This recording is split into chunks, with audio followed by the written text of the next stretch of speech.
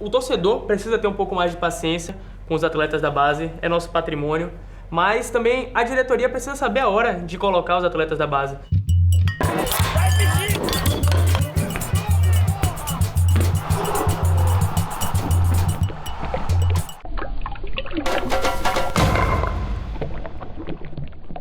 Pergunta do Twitter. Vai valer para os dois. O exemplo é do Bahia, mas vale para os dois. Ana Luísa Oliveira, @corre_Luísa. Ela participa muito com a gente no Instagram. Um beijo, Luísa. Obrigado pela sua participação sempre. Ela pergunta o seguinte: o Coelho está descendo a ribanceira e o Bahia vai lá e contrata um atleta deles, Vitor Rangel, atacante. Dá para separar, aí cabe para vocês dois, viu? Dá para separar se é ruim, é o time ou o atleta? Se o cara não estava rendendo lá, o que garante que vai render aqui? O time vai fazer a diferença no desempenho do jogador? Dá para separar isso? Cara, eu acho complicada a situação aí. Por exemplo, eu acho que toda contratação, de certa forma, é uma aposta, certo? Mas, trabalhando estatisticamente, se você vai contratar alguém que teve um desempenho melhor no clube anterior, a probabilidade de dar certo é muito maior do que você trazendo alguém que estava totalmente desacreditado no outro time. Você tem um momento certo para você fazer essas apostas. Talvez no início de temporada, onde tem um pouco menos de pressão, tem mais tempo de trabalho. No momento que o Bahia está no meio do campeonato, exatamente, na situação que o Bahia está, quase muito difícil de o Bahia conseguir conquistar um acesso, você fazer uma aposta dessa, muito complicada. Eu acho que se fosse para chegar uma contratação nesse momento, era para chegar um reforço, descer no aeroporto e vestir a camisa. Você não traria Vitor Rangel? Não traria Vitor Rangel. Eu acho que dá pra separar. Esse Vitor Rangel, por exemplo, era um atacante que chamava a atenção do Atlético Mineiro, no América Mineiro. Apesar da má fase do time, era um jogador que demonstrava qualidade. Então, a relação da fase do time com a qualidade do jogador não necessariamente são iguais. Eu acho que o que pesa muito para a contratação é o histórico do atleta.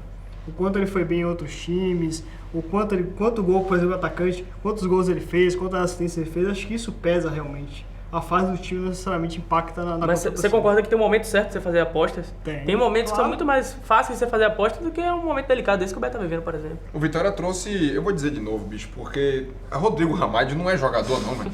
Não me desculpe, não é, o cara não dá sequência a uma jogada. Você vê Mancini, precisando de atacante, precisando botar o time pra frente, não coloca aí. Você traria Rodrigo Ramalho, traria uma aposta, precisando de uma sombra, precisando de uma concorrência para um setor tão delicado como é o camisa 9, como é um reserva para Chiesa. Você traria uma aposta ou traria alguém que de fato brigasse com ele pela posição?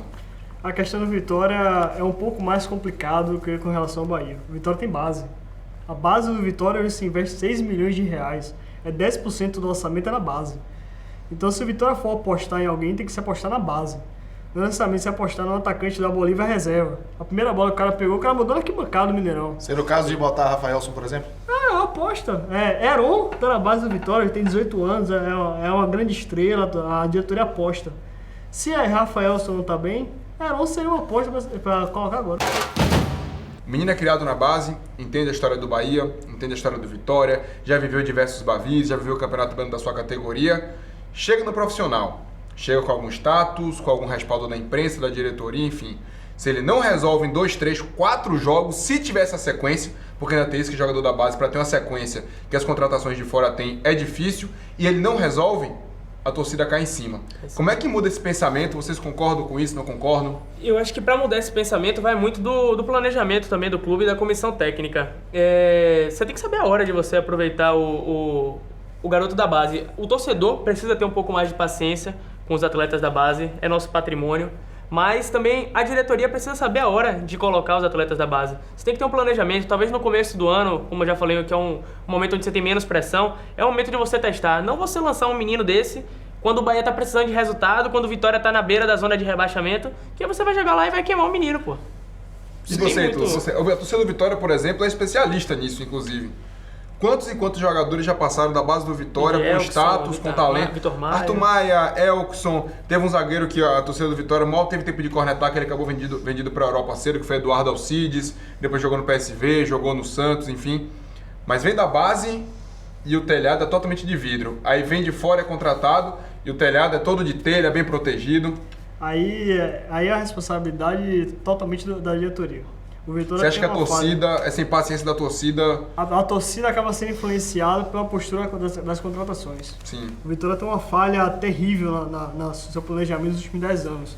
A transição da base profissional é ruim.